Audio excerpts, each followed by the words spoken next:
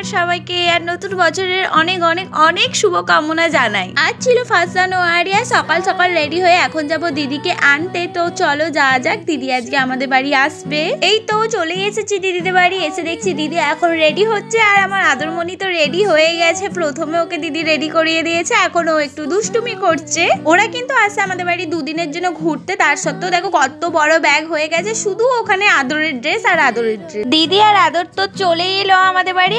আজকের দিনে অনেকেই হয়তো বন্ধুদের সাথে বা পাড়ার লোকের সাথে ফিস্ট করছে, আমি কিন্তু কোনোটাই করছি না। আমি আমার বাড়ির লোকের সাথেই আজকে মজা করে দিনটা কাটাবো। ও এসেই মা লুচি ভাজছে দেখে একটু বায়না করে লুচি খাওয়ার জন্য, তাই মা ওকে বাটিতে করে একটা লুচি দেয়, সেটা তো নিজে খাচ্ছে, তার সাথে আমাকেও দেখলে একটু খাইয়ে দিল, আবার দিদিকেও গিয়ে খাইয়ে দেবে একটুখানি।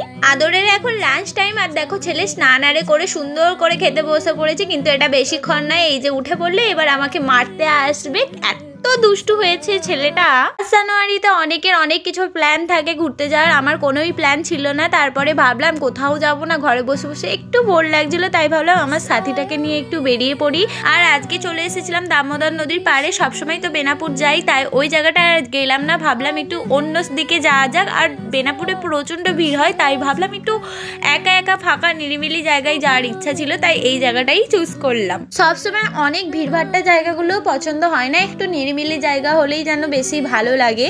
আর এই জায়গাটা একটু ফাঁকা নিরিবিলি, ওই পাটটা তো আরো সুন্দর, সব সবজি আরে চাষ হয়েছে। বাড়ি এসে দেখি মা বিরিয়ানি করবে, তাই একে একে সব রেডি করছে। আর একটা মজার কথা কি জানো তো, আগের বছরের 1 জানুয়ারিতে আমাদের কিন্তু বাড়িতে রাত্রেবেলায় হয়েছিল বিরিয়ানি, আর এবছরও বিরিয়ানি হচ্ছে, শুধু পার্থক্য আগের বছর কাকিমারা ছিল, এবছর ওরা নেই। আমার আর দিদির একটু খিদে পেয়ে গিয়েছিল, তাই আমি একা একাই আলুগুলো ভেজে এখন দিদিকে দিতে এসেছি খাওয়ার জন্য।